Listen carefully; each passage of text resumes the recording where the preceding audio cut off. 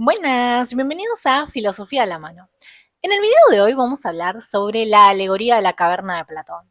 Ya sé que es un cliché, yo sé que probablemente todo el mundo sepa que cuando digo la alegoría de la caverna, sabe a qué me refiero, pero hoy en este video vamos a explorar algunas cosas tal vez un poco más ocultas o que no se hablan tanto sobre la alegoría. Por lo tanto, no me voy a centrar específicamente en, estamos en la caverna, el mundo en el que vivimos es la caverna, o las redes sociales son la caverna. Tenemos que mirar más allá de lo aparente. No me voy a centrar en eso, sino en cuestiones mucho más esenciales, un poquito más ocultas, un poquito más técnicas, que el propio Platón planteó en la alegoría y que tal vez no son las más conocidas. Así que eso es lo que vamos a hacer en el video de hoy. Bueno, dicho esto, vamos a empezar entonces.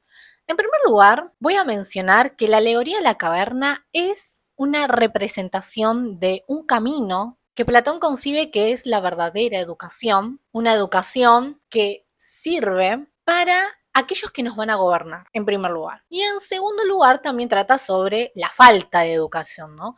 ¿Qué pasa cuando esta educación no está presente? Hay que leer, en principio, toda la obra de Platón, y en especial la República, porque muchos de los temas que trata en esta obra son súper actuales. Es como decir, yo cuando lo estaba leyendo, porque estoy repasando la obra, decía, no puede ser, es tan obvio que esto tiene que suceder, que esto se tiene que poner a prueba y no se lo hace. Entonces, bueno, ahí hay una cuestión, ¿no?, de la actualidad de Platón, a pesar de que sucedió hace 2000 años atrás este escrito. Brevemente voy a explicar de qué se trata la alegoría de la caverna. Platón dice, bueno, imagínate Platón en boca de Sócrates. Acuérdense que siempre su personaje es Sócrates. Imagínate que hay una caverna subterránea en donde hay personas que están encadenadas, que tienen todo su cuerpo encadenado, o sea, cuellos, manos, que solamente pueden mirar adelante y no pueden hacer ningún movimiento, no pueden torcer el cuello, la cabeza, no pueden hacer nada, solo pueden mirar al frente. Detrás de ellos hay como un tabique, como un biombo, y detrás de ese tabique hay unas personas que tienen figuras que se ven reflejadas en la parte de adelante, porque hay un fuego, ¿no? Que es como que pone la figura, hay un fuego por detrás, y ese fuego hace sombras para adelante. Entonces, dice Platón, bueno, estas sombras es lo único que estas personas encadenadas pueden ver. Ahora, esto significa que esas sombras que ven estos prisioneros es la única cosa real, es decir, creen que realmente esas sombras que se proyectan por delante son la realidad. Ahora bien, y acá nos metemos un poquito más en tema, ¿qué pasa si uno de estos prisioneros es liberado y es sacado de su estado de ignorancia? Por lo tanto, claramente se trata de un camino de educación. Los griegos lo llamaban como una paideia. Es netamente educativa, o sea, la alegoría de la caverna es una alegoría de la educación. Eso quiero que quede bien claro. Entonces, ¿qué pasa si sacamos a una de estas personas de la caverna? Bueno, dice Platón, por supuesto sufriría porque está acostumbrada a la penumbra. Lo que va a realizar este prisionero liberado es un trabajo de ascensión, es decir, va a ascender, porque recuerden que estamos en una caverna, es decir, que estamos en la parte subterránea, si se quiere, va a ser un camino de ascensión en donde claramente se va a tener que acostumbrar a la luz, porque una vez que sale a la superficie, el sol pega, o imagínense ustedes salir de un estado de pura oscuridad y que de repente le pongan una luz así, obviamente te vas a sentir deslumbrado. Ese efecto tiene la salida de la caverna, ¿no? El ascenso de la caverna. Es este efecto de deslumbramiento por la luz representada en parte por la verdad, o mejor dicho, por la idea del bien, es decir, el sol. El sol, analógicamente, alegóricamente, significa la idea de bien, la idea suprema o la idea más perfecta de todas las ideas. Por supuesto, el prisionero liberado se tiene que acostumbrar a la nueva luminosidad y va a empezar a ver las cosas de manera gradual. Tal cual nos pasa cuando nosotros aprendemos. Nosotros no aprendemos las cosas más difíciles de una, sino que aprendemos de manera escalonada, de lo más fácil a lo más complejo. Y en la alegoría pasa lo mismo. Primero, va a decir Platón, lo más simple, sombras. Vemos sombras. Luego vemos figuras reflejadas en el agua o en otras superficies. Luego podemos levantar la vista y ver no la luz del día, sino la luz nocturna con todos los astros, es decir, con las estrellas, las podemos ver. Y cuando estamos lo suficientemente listos, ya podemos mirar la luz del sol. Efectivamente, esta luminosidad como tal. Ahora bien, se pregunta, bueno, claramente al descubrir esta luminosidad, estas cosas verdaderas, es decir, que había más cosas además de las sombras de la caverna y ve todo este universo luminoso, se pregunta, ¿qué pasa si este liberado intenta contarles a sus compañeros de prisión, a sus compañeros de la caverna, a los que dejó ahí abajo, lo que vio? ¿Qué pasaría? Bueno, y ahí Platón dice, bueno, primero quedaría como un estúpido, como un tonto, porque sus compañeros, si hace el proceso de descenso, ¿qué le pasa? ¿Cómo me va a decir de que lo que yo veo en realidad no es lo real, sino que existe otras cosas? O sea, ¿qué te pasa? Ese es el número uno. Y número dos, claramente lo van a querer matar. ¿Por qué? Porque acá Platón dice, bueno, no lo dice textualmente, es una interpretación que yo hago, es más fácil extirpar, sacar a aquel que me quiere hacer ver más allá de las cosas. Es como esa cosita molesta. Es más fácil si lo aplasto y lo dejo a un lado y yo sigo mi vida como siempre. Es mucho más fácil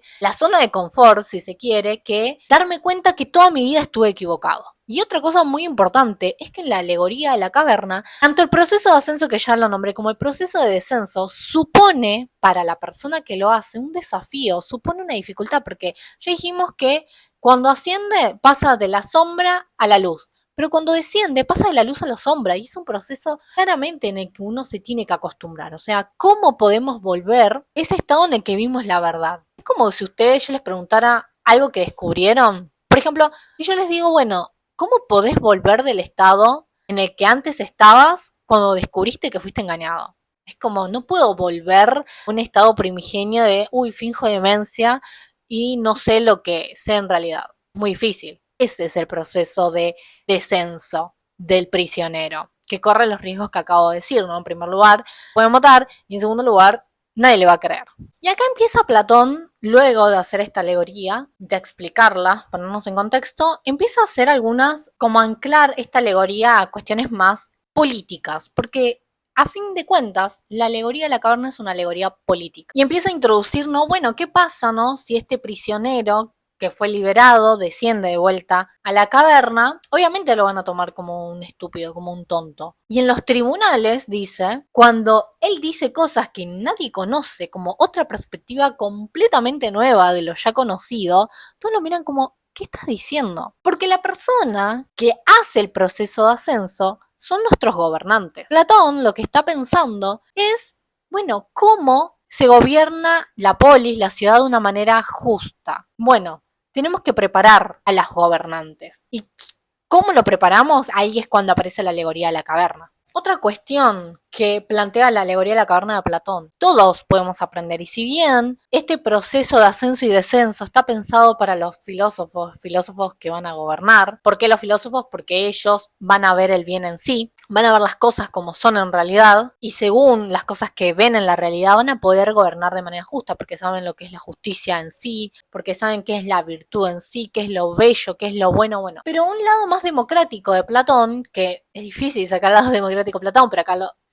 lo hay, la cuestión de todos tenemos la capacidad para aprender. Nuestra alma está en todas las personas y todos tienen esa capacidad de aprender. Y esto me parece muy importante, ¿no? En una sociedad en donde los discursos en relación a la educación se vuelven cada vez más apremiantes para las personas, que cada vez se vulnera más el derecho a la educación. Entonces me parece que pensar a este Platón democrático como aquella persona que dice, che, todos pueden aprender, porque todos tienen la capacidad para hacerlo, tienen el instrumento para hacerlo. Él lo pone en el alma, pero podemos poner, bueno, nosotros tenemos nuestra capacidad cognitiva para pensar, entonces no es algo exclusivo de unos pocos, está al alcance de todos, aprender. Otra cuestión, la cuestión del error, porque pensemos que no es fácil ver la verdad, ¿no? En la alegoría de la caverna. Y él dice, bueno, no pasa nada, porque si el proceso de ascenso o de descenso hay pequeñas fugas, hay pequeños baches en el medio que hay que pasar, pequeñas dificultades, si se quiere, no pasa nada. Se puede efectivamente realizar la conversión. ¿Qué conversión? Bueno, la conversión de estar en la caverna a contemplar la idea de bien. Es decir, podemos distraernos en el proceso, podemos ir un poquito para el costado, ¿no? Porque bueno, no es fácil este proceso de ver la verdad, lo podemos hacer, pero no pasa nada, porque ese proceso puede ser revertido, o sea, si bien nos corremos del camino, podemos volver a él. Otra cuestión que resalta en la alegoría, es necesario tanto el proceso de ascenso como de descenso, es decir, una vez que pasaste todo tu proceso de aprendizaje, si se quiere, tu proceso de ascenso, y de contemplar la verdad y de aprender, es necesario que vuelvas. O sea, de nada nos sirve aprender si eso que aprendemos no hacemos algo con eso. Es decir, por ejemplo, me pongo yo como ejemplo, ¿no? De nada me sirve estudiar una carrera universitaria, proclamarme filósofa o profesora de filosofía y luego no hacer nada con eso. O sea, no, tengo en mis manos, no un poder, pero sí una capacidad y un deseo que me mueve a hacer esto, que tengo que explotarlo de alguna manera. No puedo no hacer nada con eso que sé. Tengo que hacer algo.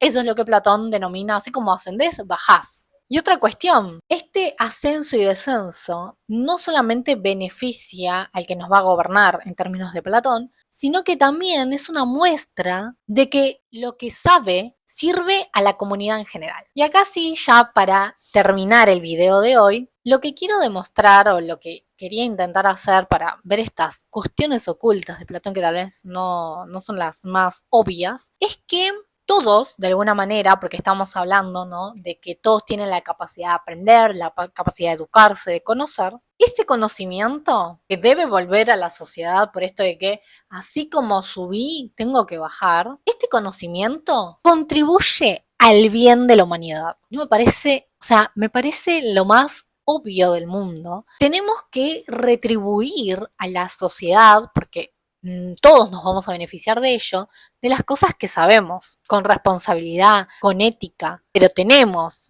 que devolverle a la sociedad lo que un poco nos dio, ¿no? Que es esto, ¿no? Aprender. Y ya para finalizar, me parece una alegoría muy actual en el sentido que eso mismo que Platón nos quiere decir con que el gobernante que va a gobernar esta polis tiene que aprender, tiene que cuidar el bien general de la gente con lo que aprendió, con la verdad en sí. Y me parece que hay que rescatar esto, o sea, aquellos que tienen posiciones de poder en la política, pero en otros ámbitos también, por favor, que sean gente formada, que sea gente con, no solamente en su disciplina, políticos en política, economistas en economía, etcétera, sino que se vea el bien común. Y yo entiendo que dar cuenta de ese bien común es una cosa muy difícil porque ¿qué es el bien común, no? Pero para eso estamos nosotros, ¿no? Los ciudadanos, para decir, bueno, esto es lo que pido. Y vos, a quien yo confié mi voto para que me gobernara, tenés que ser alguien preparado, dale media pila. No podemos poner cantantes, no podemos poner cualquier persona al mando de cargos importantes, de cargos de liderazgo muy potentes. Tienen que ser gente dotada, tienen que ser gente que sepa. Yo siempre voy a defender la filosofía, o sea, gente que tiene que saber de filosofía, pues obvio. Pero también otras cuestiones, historia, economía, política, ética, bueno, que está dentro de la filosofía también. Bueno, hay muchas cosas que la gente que debe gobernar debe saber. Y me parece que Platón nos está planteando eso, ¿no? Este camino de ascenso y de descenso, de contemplar las cosas como son, la verdad, es un camino de educación y que los gobernantes deben educarse. Deben educarse para luego bajar a tierra, devolver a la sociedad eso que aprendió, es bueno y que es útil para nosotros y que lo necesitamos. Me parece que eso es lo más, es una de las cosas más importantes de la alegoría de la caverna, más, además de lo obvio, ¿no? De que es un proceso de, bueno, un despertar, de, che, todo lo que creí saber en realidad no lo sabía. Bueno, sí, también es eso, pero también tiene esta otra pata más del lado de la educación, de los gobernantes, de la comunidad y su beneficio, etcétera. Así que, bueno, muchas gracias por mirar el video. No olviden dar like, comentar y suscribirse para seguir recibiendo más videos de filosofía como este.